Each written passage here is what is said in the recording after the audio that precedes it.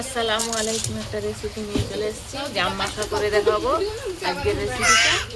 দেখুন কিভাবে মাখাই। জন্য লেবু লাগবে, লেবু কেটে নিচ্ছি। আমি ছেড়ে জাম মাখা করবো। এবার হচ্ছে কাঁচা লঙ্কা নিয়েছি, এখানে কাঁচা লঙ্কা লবণ দিয়ে দেবো। জাম চেনে নিচ্ছি এইভাবে। জাম মাখাটা লঙ্কাগুলো এইভাবে তেলে তেলে দিয়ে দিচ্ছি।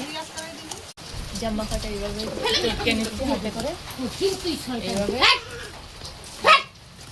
এইভাবে করে জাম মাখাটা এইভাবে চটকে নিয়েছি। পাতা জামগুলো এভাবে চটকে নিয়েছি।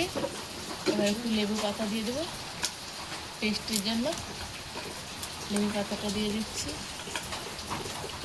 এইভাবে। লেবু পাতা দিয়ে দিচ্ছে, কি সুন্দর দেখাচ্ছে জাম মাখাটা। এবারে লেবুর রস দিয়ে দেবো। লেবুর রসটা এভাবে নিয়ে দিচ্ছি। লেবুর রসটা দিয়ে দেবো এইভাবে। এইভাবে লেবুর রসটা দিয়ে দিলাম। এইভাবে এইভাবে করে কত সুন্দর করে টিপতে দিয়েছি জাম মাখাটা। এবার একটু খেয়ে দেখে বল কেমন হয়েছে। কত সুন্দর দেখাচ্ছে দেখুন বন্ধুরা, কত সুন্দর জাম মাখাটা, কত সুন্দর।